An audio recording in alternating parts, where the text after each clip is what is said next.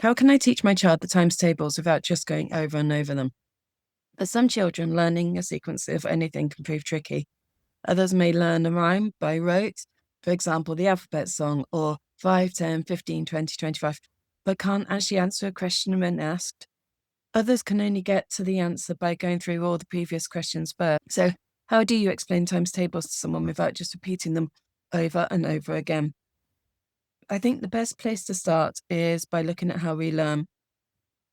Learning is unique to each of us. However, there are some principles we can use to support any child's education that will prove beneficial. If we give our child something to help them learn, we help them to create a memory. For a younger child, this might be flashcards to help them recognize basic words, which can then be built upon to help them learn to read. For an older student, we may give them a worksheet to help them learn nonlinear simultaneous equations. In doing so, we help them to create a memory in their brain where they can go to recall that piece of information. I've used those two examples to show how relevant this is to all levels of students. We then play the flashcards again or give them another worksheet. In doing so, we help to reinforce that memory to make it stronger. However, when they're in the classroom and suddenly the teacher asks them a question, or they're in a test and their brain goes into a state of panic, they may be running around inside their brain trying to find that piece of information they need, no longer thinking rationally, and the chance of them picking up on that one memory is limited. Yet, if we give them a second activity to help them to learn, it will support them in creating a second place in the brain where they can find that piece of information. Instead of using flashcards, we might write those same words onto Jenga bricks so that as you take one from the tower, you must read it before replacing the brick onto the top for the other person to have a go. Or create a pairs game where you match the words to a picture or word to word or whatever level your child's at. You might play bingo, draw images of the words and write the word next to it, make the words out of magnetic or Scrabble letters, or write them in the sandpit with water on the side or with water on the side of a building or something. For the student learning nonlinear simultaneous equations, you might ask them to create a poster using bright colours explaining to their peers how to solve these problems. Or you might create a board game where you need to answer the questions as you go around. Code breakers also offer another alternative. The goal is to make the activities as interactive as possible. Use colours, ideally a minimum of 5, as this helps to open different neural pathways in the brain. This approach also aims to make learning more enjoyable. If the child is relaxed, they're more likely to take on the information rather than focusing on the desire not to be doing it. Furthermore, if they're enjoying themselves, they're more likely to be willing to participate. And with participation comes practice, with practice comes ability, and with ability comes confidence. It becomes a positive spiral of success. The goal is to make activities as interactive as possible. Use physical resources to help. Some children may benefit from using physical objects to sort them into groups. For example, if you're working out 5 times 8, you can explain to them that this means that there are 5 groups with 8 in each. Encourage them to count out those 5 groups and then count the number of items there are in total. You can literally use anything for this. Pens, Lego, counters, books, if you have enough. Teddies, Sylvanian family characters, or even Smarties. Your options are limitless. Give them all the support that they're going to need to help them to succeed. I often use the analogy of when a baby first starts to learn to walk. At first, we're there holding both their hands and we're with them every single step of the way. We praise every step and celebrate it out loud with pure and genuine pride. Then slowly they gain confidence when we let go of one of their hands. We are in awe of what they're doing, but remain closely by their side, holding the other hand just in case they need us. Then one day they let go altogether and they no longer need us. They have the confidence and the ability to walk, to run without us. And from that moment, they never look back. And academic learning is no different. We need to provide the safety net whilst it's needed. And remember, everyone learns differently. We are all unique individuals. Most of the times tables have a range of tricks that will help us to support our child in learning them. I wouldn't suggest working through them in chronological order, as by doing so you will encounter some of the harder ones prior to getting to the easy ones. So what order should you learn the times tables in? Ensure your child is completely confident with the initial ones before you rush on, slow and steady.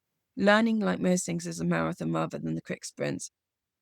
Take your time. It will be far more effective than diving in quickly, losing confidence as things are moving too quickly and either quitting or having to go back over old ground. Prior to beginning, make sure your child is comfortable with the terminology that they might encounter. Um, when multiplying, so we've got multiplying times in groups of using multiplication, etc. When I tried to Google for a comprehensive list, it came up with over 500 different results for the term multiplying. So, okay, I would start with the 2 times tables. So starting with the 2 times table seems to be the most common place to start. I would suggest it's probably because your child is probably getting used to adding 2 of the same number together by the time that they start to familiarize themselves with times tables. So in order to multiply by 2, they're simply doubling numbers. Complement this idea, I would start by using physical objects or dots or something to work out the answers. Then using colors, get more as creative as we can, create a poster with all the questions and answers written on it. I would suggest you do this for the times tables, actually. You could buy one, but your child will be far more likely to recall the information on it if you let them create it themselves. Then, as implied before, keep it by their side for as long as they need it for the reassurance.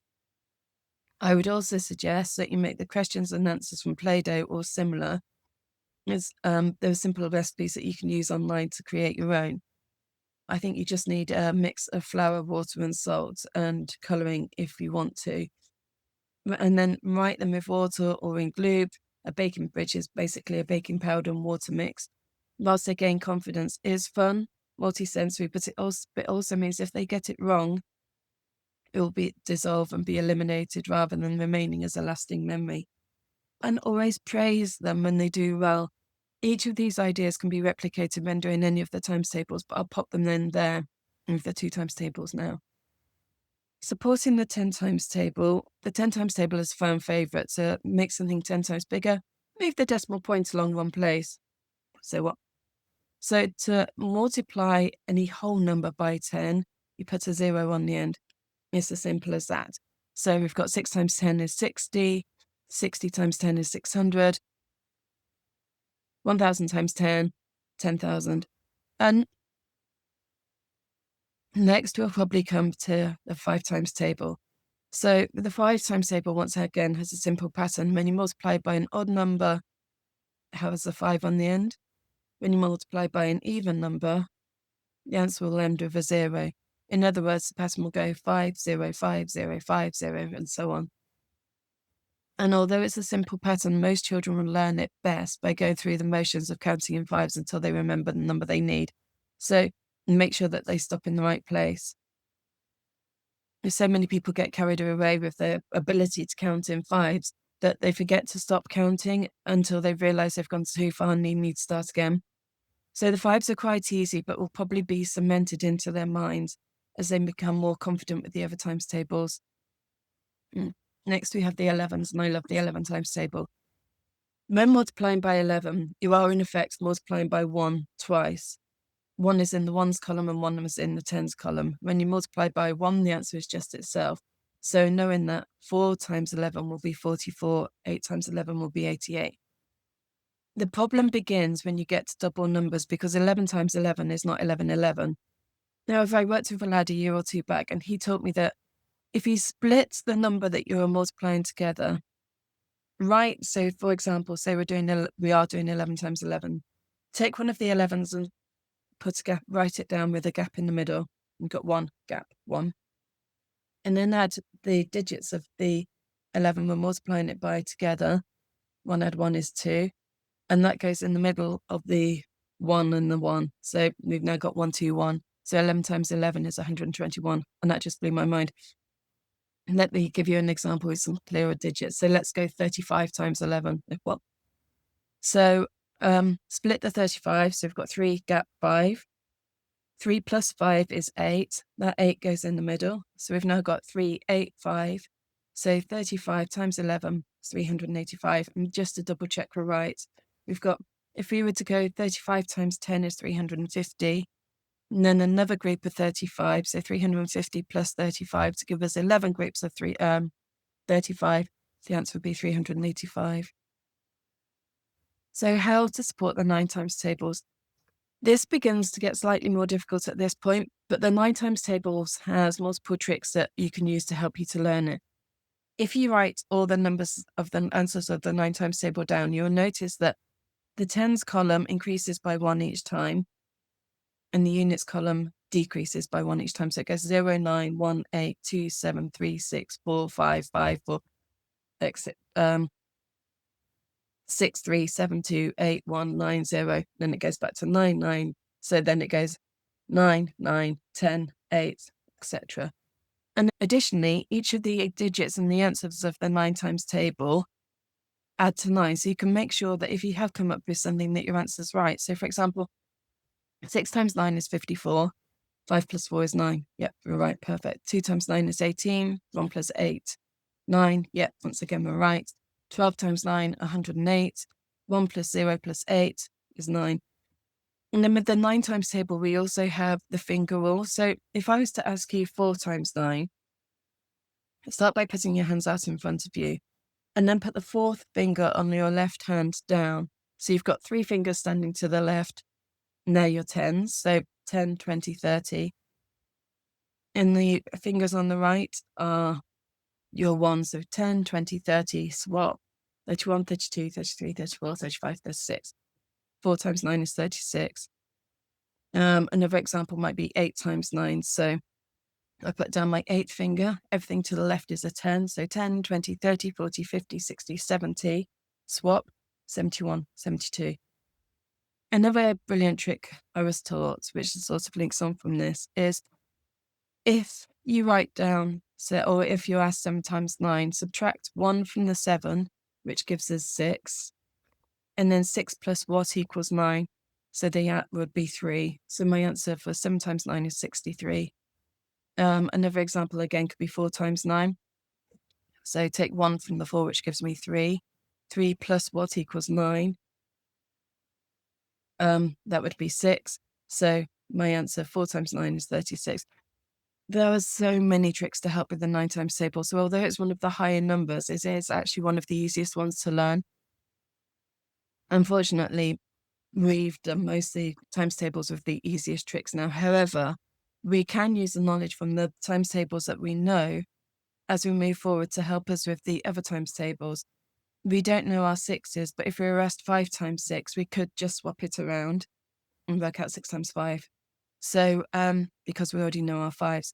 So from here on, you could start to work with them in any order, but I'll just go through the rest in chronological order, just for ease of reference. So next we've got the 3 times table.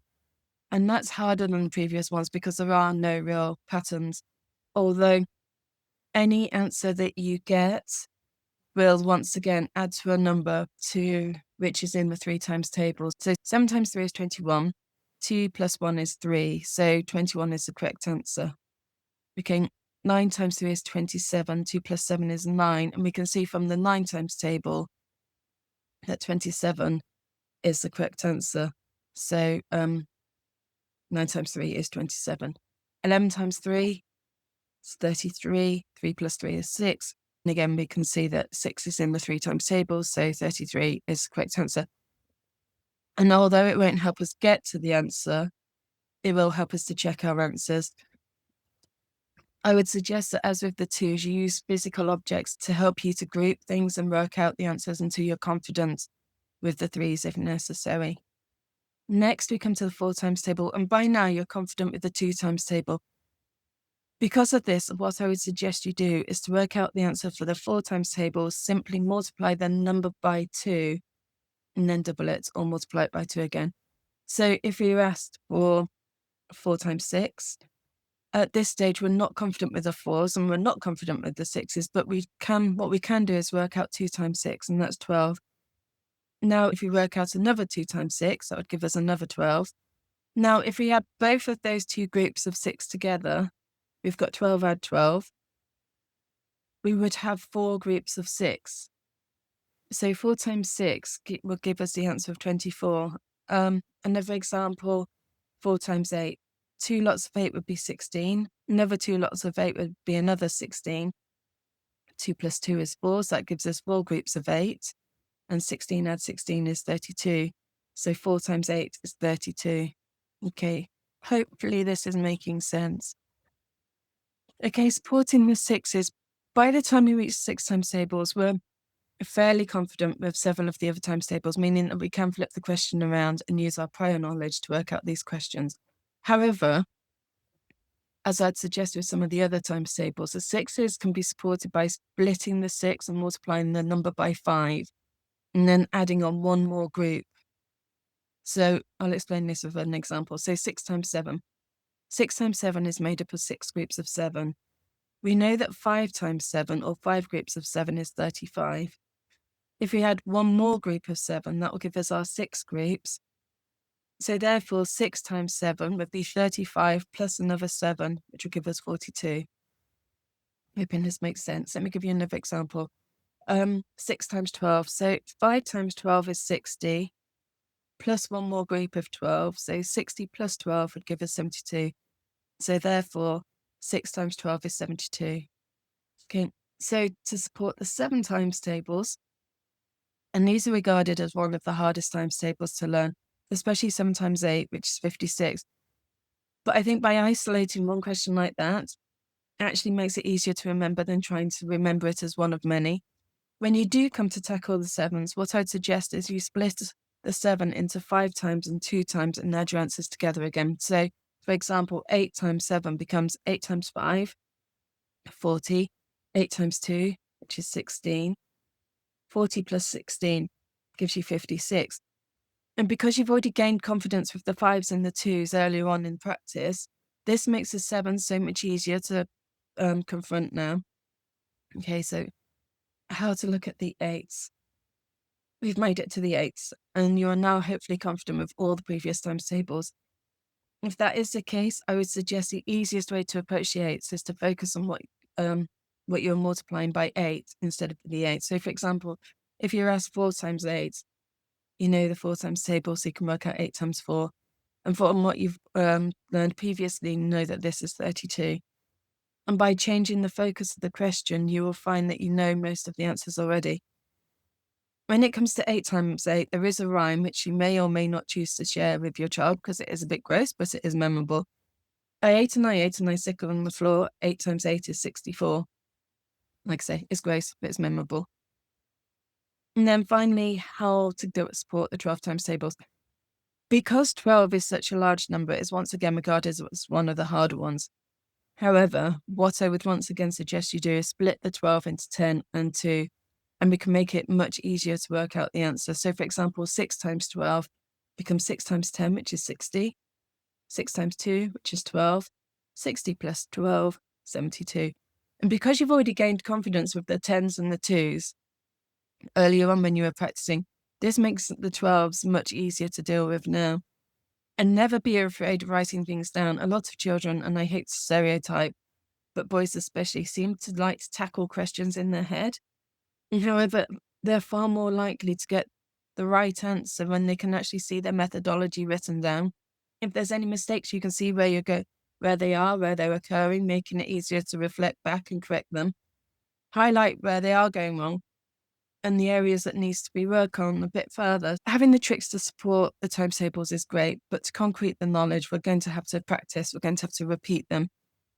And your initial question was there a way to do this without just repeating them over and over and over again? So here are 3 quick and easy games that I use that you'll hopefully enjoy and find useful in practicing the times tables. So noughts and crosses, tic-tac-toe. This game is great because it literally takes seconds to create and seconds to play or destroy your partner, opponent. Having said that, if one of your goals is to boost your child's confidence, it may be advisable to let them win sometimes. Having said that, you'll probably find that they destroy you each time without that actually being your intention. So start by drawing the noughts and crosses grid. So you've got 2 vertical lines crossed by 2 horizontal lines.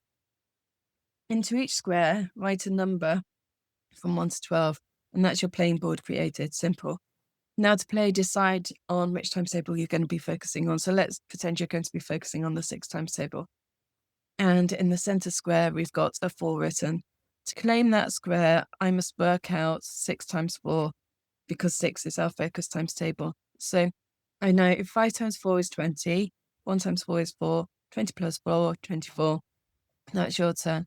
And you choose the top left where there's a 10 written, and you straight in with the answer 10 times 6, which is 60.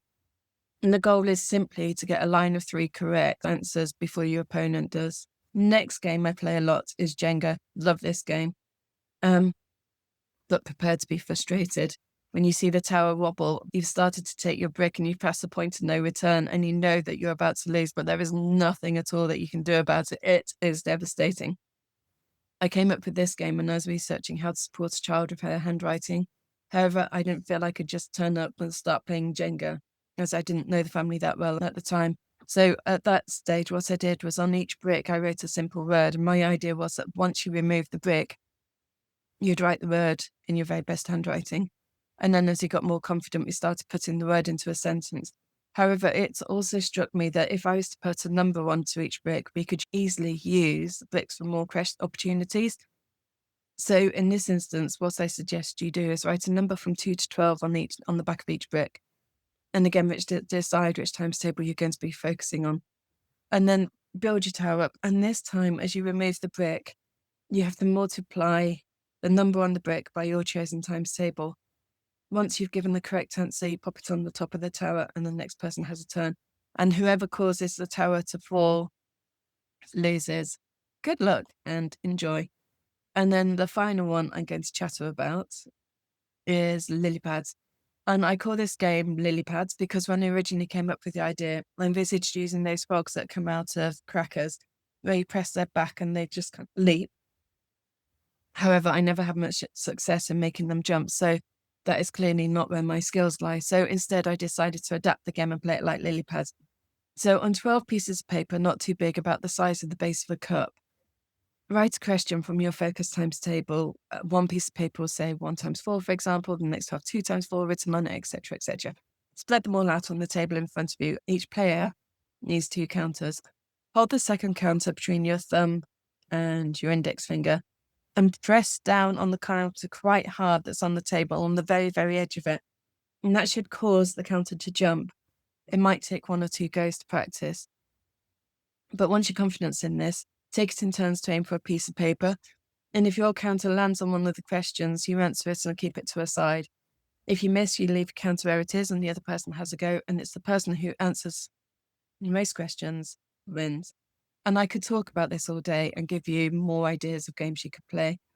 But if you'd like more fun, practical ways to help your child learn their times tables, I've got themed times tables books. They're packed with games and activities. There's a dinosaur themed one. There's a fairies themed version for those who prefer fairies, and there's a general themed books too. They're all available on Amazon. The links are at the bottom of the page if you are interested.